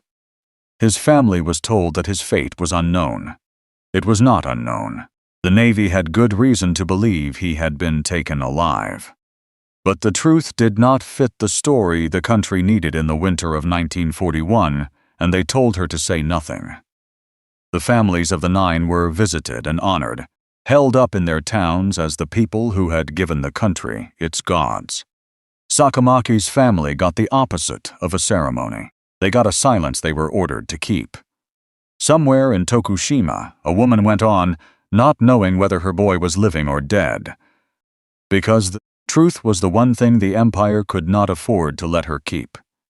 I think about that other man sometimes, not Sakamaki, the guard, the young American whose whole job that winter was to sit outside a cell and keep an enemy alive who was begging to die and who never once turned up in a photograph or a citation or a single line of any history book. Nobody wrote his name down. But that was America too, standing in a hallway at 4 a.m, refusing to let a man throw his life away just because somebody on the far side of the ocean had taught him that he had to. To understand what happened to Sakamaki next, you have to know what the word prisoner meant in this particular war. On the other side of it, it meant something close to a death sentence. Of the roughly 27,000 American servicemen who fell into Japanese hands during the Second World War, more than 11,000 never came home. They starved. They were worked past the point a body can go. They were beaten, or left to die of things a little medicine would have cured. More than 4 out of every 10. That was what surrender meant if you wore an American uniform, and the men who took you were Japanese. If you want to know what that number looked like up close, it looked like the Bataan Death March. The spring of 1942, tens of thousands of American and Filipino prisoners, driven on foot through the heat of the Philippines, with no food and almost no water, beaten as they walked, bayoneted when they stumbled, shot and left in the ditch when they could not keep up. That was the same army, working from the same code, that had sent Kazuo Sakamaki to Hawaii. That was the world Sakamaki came from, and the welcome he braced for. He waited for it. It never came. They took him off Hawaii and brought him to the mainland. A camp in Wisconsin first, then Camp Livingston down in Louisiana, then others. He was the first Japanese prisoner the country had, and a useful one. His submarine had been pulled off that reef nearly whole, with its charts and its papers still inside. A clean look at exactly how Japan had planned the underwater half of the Pearl Harbor attack. It was the kind of windfall an intelligence officer dreams about and almost never gets. Handed over, whole, sitting on a reef. The questioners had a great deal to ask him, and they came back with their questions again and again. So America got what it needed out of Kazuo Sakamaki. The charts, the answers, everything he knew. And here is where the whole story turns, quietly, on a thing most people would walk right past. After they had it, after he had nothing left to give them, nothing changed.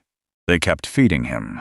More food by his own account than he had seen in a long while. They kept treating his ailments.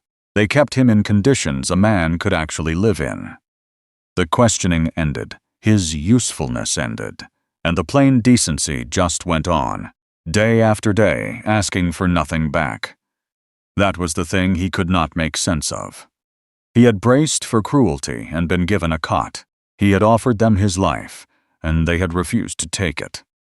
He had handed over his intelligence, and they had not thrown him away the moment it was spent.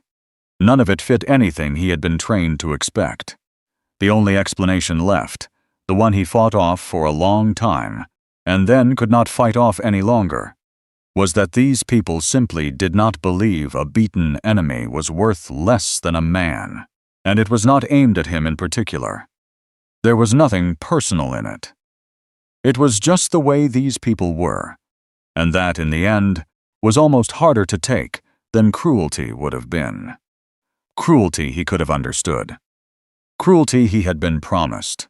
Somewhere in those long months, in a camp in the middle of a country he had been raised to hate, Sakamaki made a decision.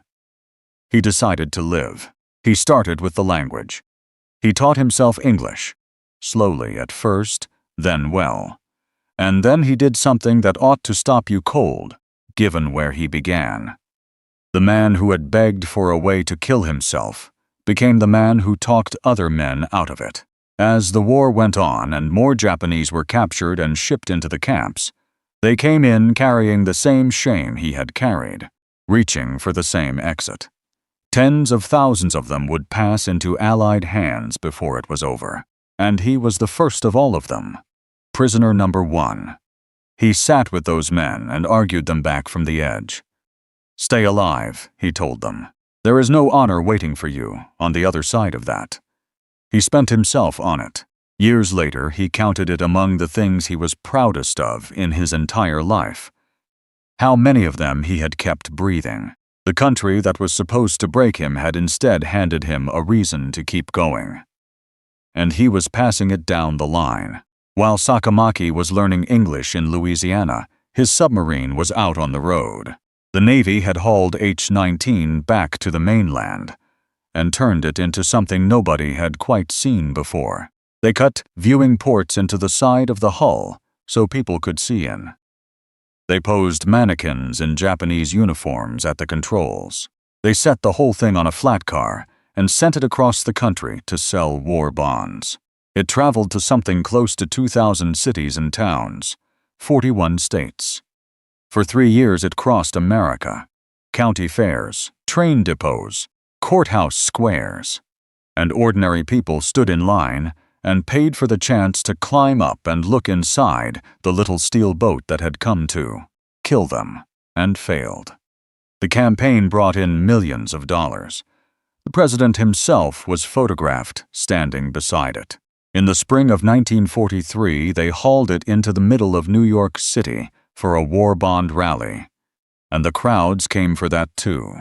There may be people watching this whose mother or father stood in front of that submarine as a child, in a town square in Ohio, in Texas, in Nebraska, holding a parent's hand, staring at the enemy's own weapon, hauled out into the daylight in the middle of Main Street, with a line of Americans behind them waiting their turn. And 1,000 miles inland, the man who had ridden that boat across the Pacific was teaching himself the language of the people filing past it, and quietly turning into one of the reasons the prisoners around him were still alive. The war ended in the summer of 1945. In January of 1946, they sent Kazuo Sakamaki home. He came back to a country that no longer looked like the one he had left. The cities were ash. The empire that had erased him was gone, occupied, broken open. American soldiers were a common sight on the streets now, in the train stations and outside the ministries, the keepers of a country that had sworn it would never be kept by anyone, and the people who had been told for 4 years that their sons all chose death over capture, now had to look at a man who had done the opposite and lived. They did not welcome him. The letters came. Strangers wrote to tell him that the souls of his dead comrades were weeping over what he had done, that he had shamed them by going on breathing, and that the decent thing, the only thing left to him, was to finish what he had failed to finish at Pearl Harbor and take his own life. He had spent 4 years among the people he had been raised to think of as monsters. He came home to find that the ones telling him to die were his own. He did not take their advice. He went to work instead. He took a job with an automobile company you have heard of, Toyota. And the thing that made him useful to them was the thing he had picked up inside, a prison camp in Louisiana. English, the language he had taught himself behind American wire, became the tool he used to sell Japanese cars to the rest of the world. He was good at it. By 1969, they had put him in charge of their operation in Brazil. He spent years abroad, came home to Japan in 1983, and retired in 1987, an executive, a husband, a father, an old man with a long and ordinary life behind him. For anyone old enough to remember what Made in Japan came to mean in the decades after the war, there is an irony here worth naming out loud.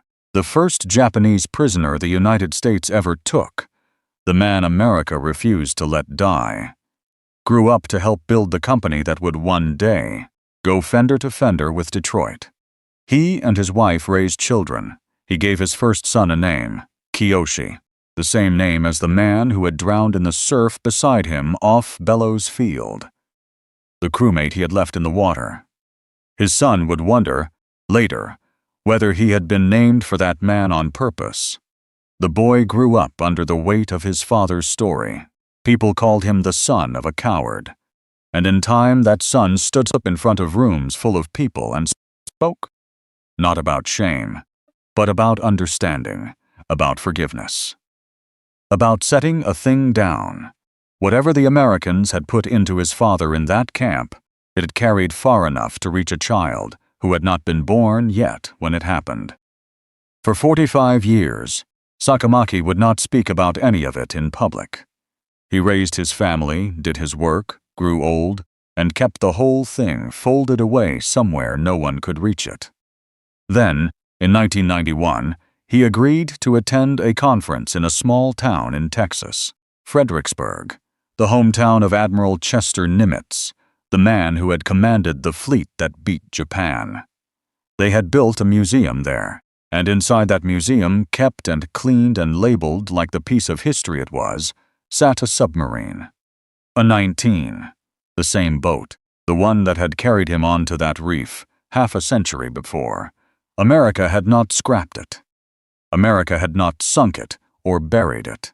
America had kept it, every rivet of it, and set it under a roof where people could come and learn what it had been. They brought the old man into the room, and he saw it, and something in him gave way. 45 years of silence, and most of a lifetime since that beach. And Kazuo Sakamaki stood in front of his own submarine, in Texas, and wept like the boy who had once climbed into it. Here is the whole thing in one frame. His own country scrubbed his face out of a single photograph, so that no one would ever have to know that he had lived. America kept the entire submarine, and 50 years later it brought him into the room and let him stand in front of it and cry. And the corporal? David Akui, the young guardsman who found him in the surf that first morning. He went on to the war. He served in the Pacific with Merrill's marauders, deep in the Burmese jungle, in some of the worst fighting there was, and he came through it. And in all the years afterward, when the chance came to meet the famous prisoner he had pulled out of the sea, the one piece of history he could have stepped forward and claimed, he turned it down every time. He had done a thing on a beach one morning, and then he had gone and done his job, and he never asked for anything in return for either one. You will not find him in most tellings of this story, and that is really what this was about. Not Sakamaki, the men around him, the corporal on the beach, the lieutenant with the jeep, the guard at the cell door who kept a stranger alive against the stranger's own will, the cook who fed a man who had come to sink his ships, not one of them famous, not one of them decorated for it.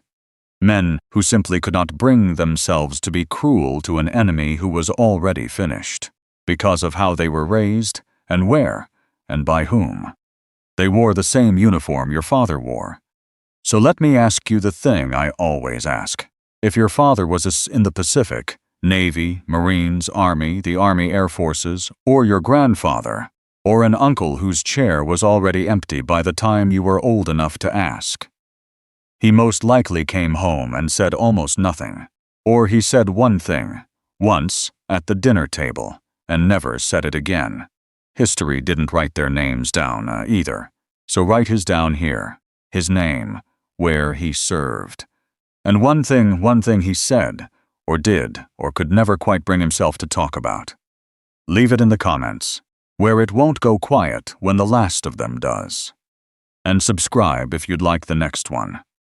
There are far more of these men than there are videos. We are not going to get to all of them in time. At 12:13 in the afternoon on June 8, 1943, a terrifying explosion rang out in Hiroshima Bay. A column of black smoke rose hundreds of meters high, shaking the entire peaceful sea area. The ground trembled on nearby shores, and windows shattered in coastal villages.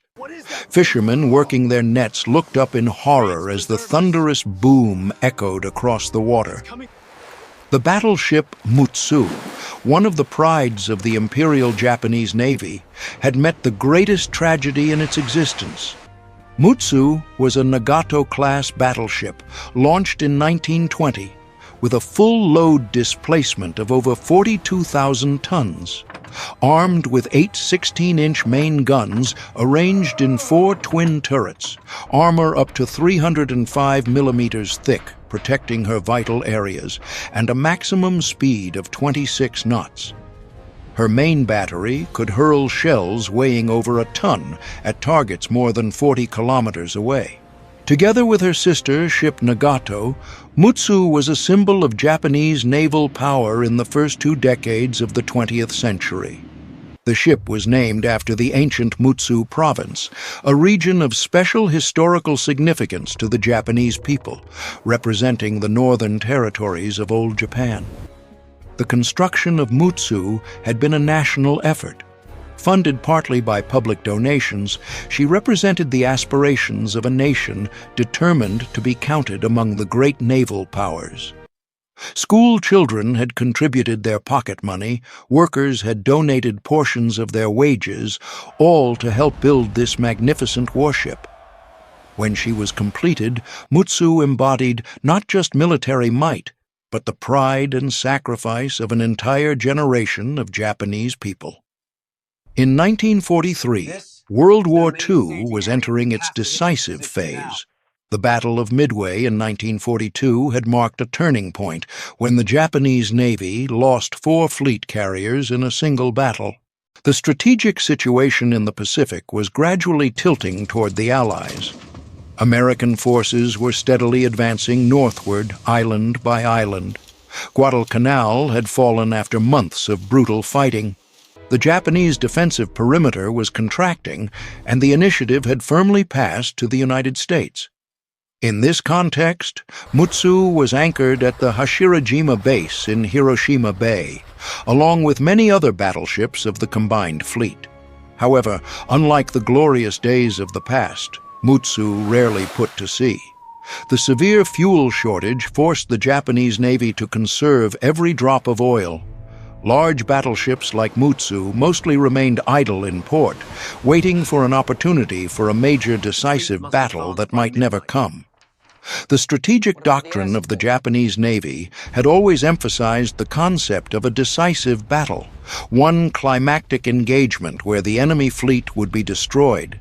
But such an opportunity seemed increasingly unlikely as American strategy focused on bypassing strong points and strangling Japan through submarine warfare and air power. Mutsu's role at this time was primarily deterrence, a potential force meant to keep the enemy at bay. The crew still maintained training, ship maintenance, and waited. Daily routines continued. Gun drills without firing live ammunition to save shells, damage control exercises, physical training on deck. The men knew they were among the best trained sailors in the world, serving on one of the most powerful warships ever built. Yet they also sensed the frustration of inaction, watching the war slip away while they sat at anchor. But everyone could sense that the golden age of these giant battleships was gradually drawing to a close. The carrier had proven itself the dominant weapon of naval warfare. The great gun duels between battleships that naval planners had envisioned for decades were not happening. Instead, battles were decided by aircraft launched from carriers hundreds of kilometers away.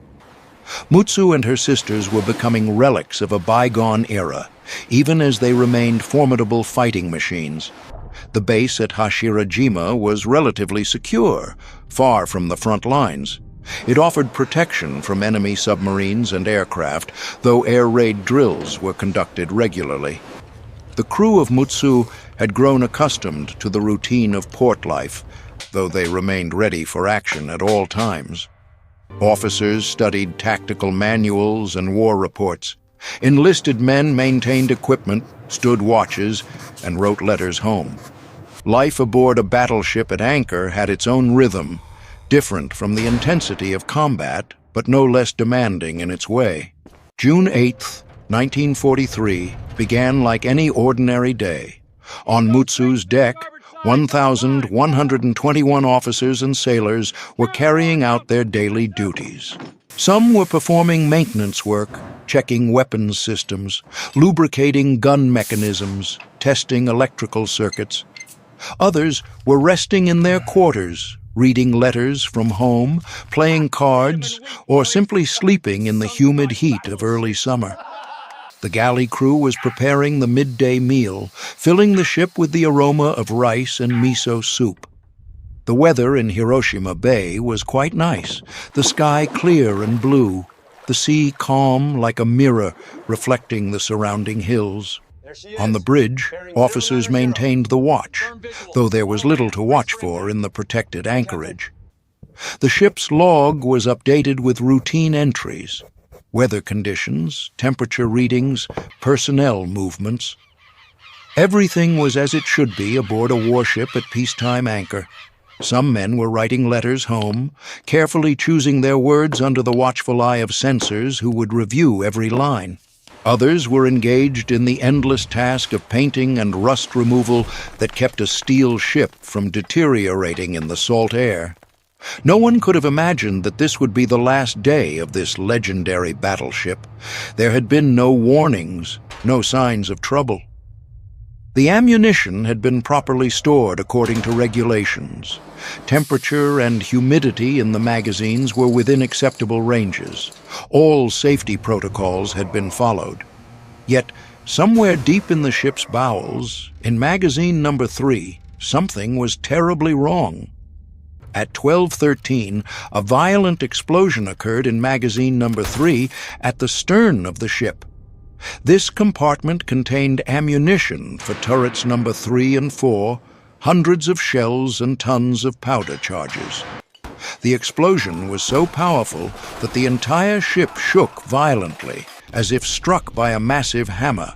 A massive column of fire shot high into the sky, followed by billowing black smoke that rapidly formed a mushroom cloud, visible for dozens of kilometers. The blast wave rippled across the water, rocking nearby ships at their moorings. But that was only the beginning of the disaster. The initial explosion triggered a chain reaction that no human intervention could stop. The extreme heat and explosive force spread to adjacent ammunition compartments. Bulkheads designed to contain such explosions were overwhelmed by the sheer magnitude of the detonation. Tons of explosives and artillery shells detonated in succession, each blast feeding the next. The entire stern section was as if torn apart by giant invisible hands. Metal fragments flew in all directions, some large pieces of armor plate and gun barrels thrown hundreds of meters away, splashing into the bay or crashing onto nearby vessels. The aft superstructure simply disintegrated, crew quarters and workspaces ceasing to exist in an instant. Men in those areas had no chance of survival, no time even to understand what was happening. The ship's structure groaned and twisted under forces it was never designed to withstand. Frames bent, rivets popped, plates buckled. Within seconds, Mutsu had transformed from a proud warship to a dying wreck. On deck, the scene was indescribable chaos. Sailors were thrown by the force of the explosion, some hurled overboard into the bay. Those who managed to keep their footing found themselves in a nightmare of smoke, fire, and screaming metal. Toxic smoke and hot vapors spread throughout the compartments, making breathing difficult. The electrical system was damaged. Lights went out throughout much of the ship. Emergency lighting flickered on in some areas, casting eerie shadows. Seawater began flooding in through massive cracks in the hull, the sound of rushing water adding to the cacophony of disaster. Officers tried to maintain order, calling for sailors to escape from the lower compartments. Training took over, and men moved toward their emergency stations despite the chaos. But there was too little time. Mutsu was listing rapidly to one side, the laws of physics inexorably pulling her down. The angle of list increased every second, from 10 degrees to 20 degrees, then 30 degrees. Walking became difficult, then impossible. Those on deck tried to hold on to anything they could, railings, gun mounts, ventilators, as the deck tilted ever more steeply. Below decks was even worse. Men trapped in compartments that were rapidly flooding fought to open hatches that were now at impossible angles. Some managed to escape through scuttles and hatches, pulling themselves up what had been walls but were now floors. Others were not so fortunate, trapped by jammed doors or blocked passageways. The rising water was cold and merciless, filling spaces from bottom to top. The sounds of men pounding on steel, calling for help that would never come, would haunt the nightmares of survivors for the rest of their lives. The warships nearby hurriedly lowered rescue boats, their crews moving with practiced efficiency despite their shock. Sailors aboard Nagato and other vessels watched in horror as their sister ship died before their eyes. Launch after launch hit the water, oars biting into the bay as rescuers raced toward the sinking battleship. But everything happened too fast. Only 4 minutes after the first explosion, Mutsu had completely capsized, rolling over like a dying whale. The massive 42,000-ton hull slowly slid to the bottom of the bay, her bottom now pointing toward the sky, her pagoda mast driving into the mud 40 meters below. Air bubbles rose to the surface along with oil and debris, creating an expanding slick that marked her grave. Then everything fell silent, an eerie quiet settling over the bay, broken only by the cries of men in the water. The survivors were struggling in the cold water, crying for help, swimming desperately away from the suction as the great ship made her final plunge. Rescue boats hurriedly pulled people from the water, strong hands reaching down to grasp the hands of exhausted swimmers. Some sailors were lucky enough to escape from the flooding compartments at the last moment, bursting to the surface, gasping and coughing. Others clung to floating debris, pieces of wood and life rings, anything that would keep them afloat.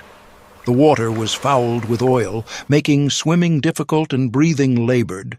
Some men, injured in the explosion or the chaotic escape, could barely keep their heads above water. The rescue operation continued for hours, boats combing the area for survivors. Every man pulled from the water was a small victory, but each rescue boat that returned to the motherships brought news of men who had been seen but could not be saved, who had slipped beneath the surface before help could reach them. Medical personnel worked frantically to treat survivors, many suffering from burns, broken bones, shock, and oil inhalation. When the final count was made, the casualty figure was extremely heavy. Of the total 1,121 people on board, only 353 survived. 768 people had perished, including Captain Shigenori Ono and most of the senior officers. The captain had been on the bridge when the explosion occurred and went down with his ship, as was tradition and duty. Many officers had been in the wardroom having lunch, and that entire section of the ship had been destroyed in the blast. Engineering officers below decks had no chance of escape.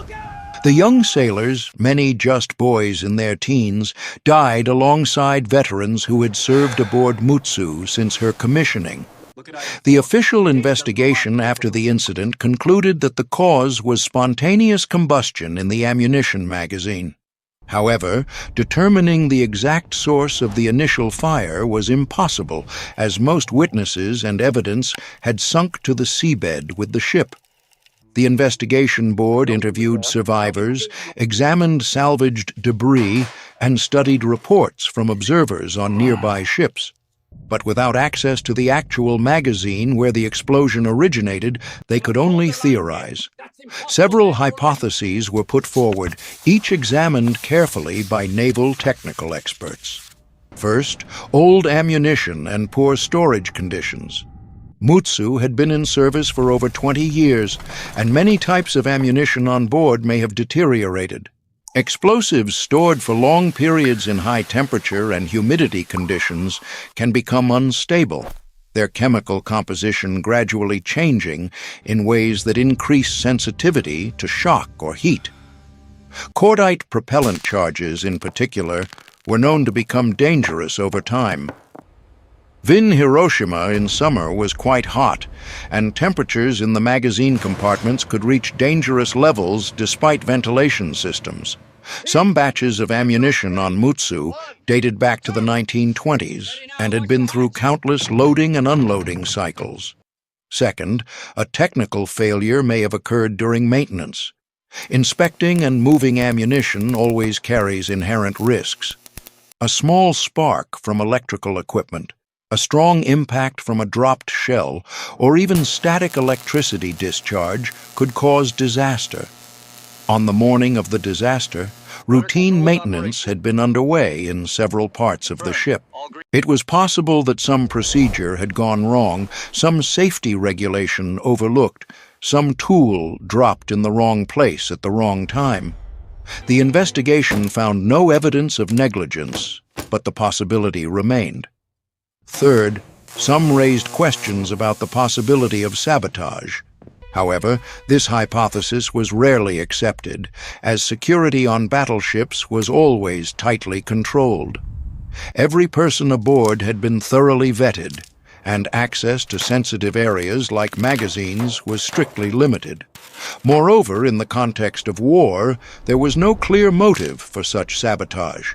Japan was united in the war effort, and dissent was virtually unknown in the military. Still, human nature being what it is, the possibility of a disgruntled sailor or someone who had cracked under pressure could not be entirely ruled out, though no evidence ever emerged to support this theory. The issue of ammunition safety was not new to the navies of various countries. History had witnessed many similar explosions, each one a tragedy that led to investigations and reforms. In 1917, the British battleship HMS Vanguard also suffered a magazine explosion and sank with nearly 900 casualties. In 1911, the French battleship Liberté exploded in Toulon harbor, killing hundreds. In 1916, the Italian battleship Leonardo da Vinci was destroyed by an internal explosion. These tragedies showed that storing thousands of tons of explosives on a ship was always a potential danger, a risk that came with operating battleships. No amount of safety measures could entirely eliminate the danger when such massive quantities of explosive material were concentrated in a confined space. The Japanese Navy had its own specific problems with ammunition design and management. Some types of propellant used had high instability, particularly certain formulations developed in the 1920s. The ventilation and temperature control systems in the magazines were not always sufficiently effective, especially in older ships like Mutsu that had been designed before all the risks were fully understood. And, most importantly, the Japanese military culture of that time tended to prioritize combat effectiveness over absolute safety. Ships were designed to carry maximum ammunition loads, sometimes exceeding what might be considered prudent by more conservative standards.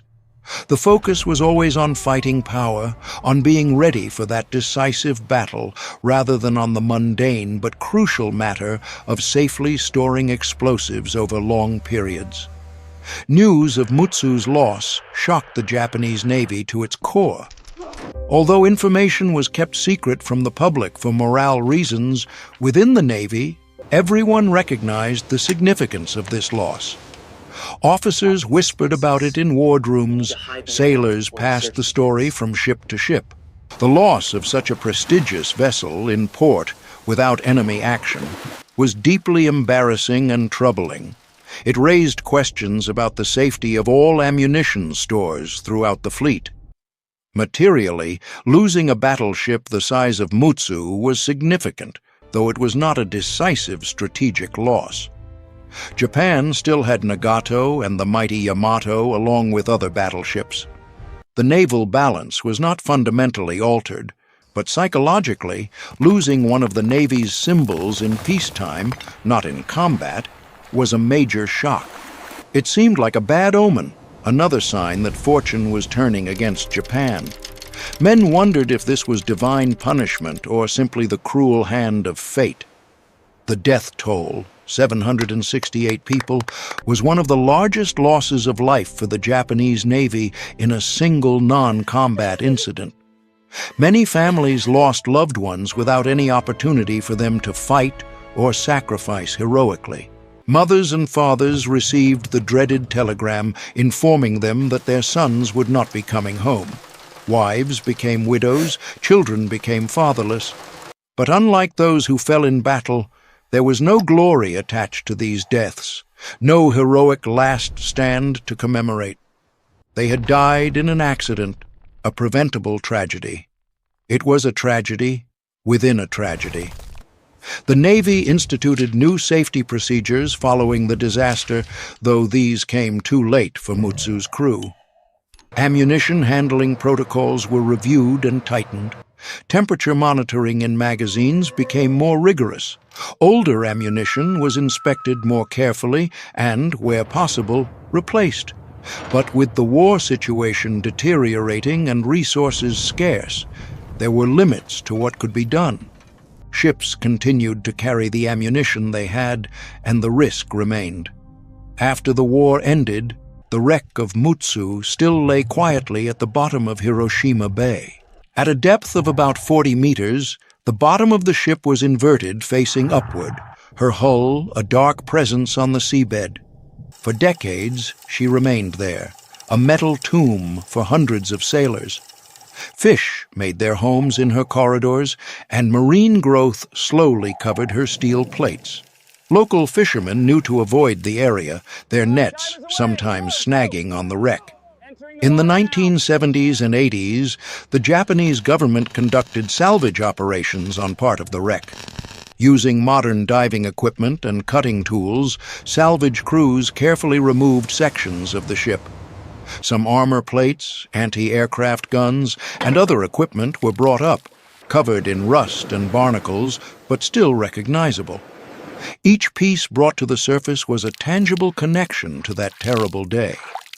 The remainder of the wreck was decided to be left in place as an underwater grave, a decision made out of respect for those who still lay entombed within her hull. Disturbing the wreck further seemed disrespectful to the dead. The salvaged artifacts are now displayed at the Mutsu Museum in Tatsuno City, Shimane Prefecture. This museum was established in 1992 to commemorate the warship and those who perished. Visitors can see pieces of her armor, personal effects recovered from the wreck, photographs of the ship in her prime, and detailed models showing her construction. The museum tells the story not just of the disaster, but of the ship's entire service life and the men who served aboard her. In addition, some armor plates from Mutsu are also displayed at the Yamato Museum in Kure, where they serve as sobering reminders of the dangers of naval service. At Hashirajima, where Mutsu sank, there is a small memorial to remember the 768 sailors who lost their lives. A simple stone monument stands near the shore, inscribed with their names. Each year, on June 8th, survivors and victims' families still hold memorial services. They gather to lay flowers, offer prayers, and remember those who never came home. The number of attendees decreases with each passing year, as survivors grow old and pass away, but the memory of Mutsu is still preserved by younger generations who feel a duty to remember. Mutsu did not sink in a heroic naval battle. It did not face enemies on the open sea, did not fire its guns in anger on that final day. This legendary battleship ended in a mysterious explosion in a quiet bay at noon on a summer day. There was no glory in her end, no dramatic last stand against overwhelming odds, just sudden, shocking destruction that claimed hundreds of lives in minutes. 768 sailors perished, not in combat, but in an accident that could have been prevented. They were fathers, sons, brothers, husbands. They were ready to fight and sacrifice for their country, trained and prepared for battle. But fate did not give them that opportunity. Instead, they remain forever at the bottom of Hiroshima Bay, in the wreck of the warship they once proudly served. Their sacrifice was no less real for being unintended, their loss no less felt by those who loved them. The story of Mutsu is a reminder of the cruelty of war, not only on the battlefield, but also what lies behind the scenes. War claims victims in many ways, not all of them direct combat. It is a lesson about safety, about the price of negligence, and about the fragile fate of humans before the things they create.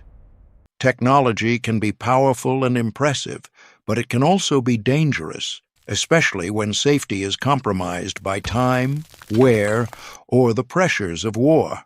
Today, as the last survivors have grown old or passed away, the task of remembering this history belongs to future generations. Museums, memorials, and stories passed down ensure that Mutsu and the 768 brave men will not be forgotten. They are part of history, part of the collective memory of an era full of turbulence and sacrifice. Their story deserves to be told, not to glorify war, but to honor those who served and to remind us of the human cost of conflict and the importance of safety even in times of crisis.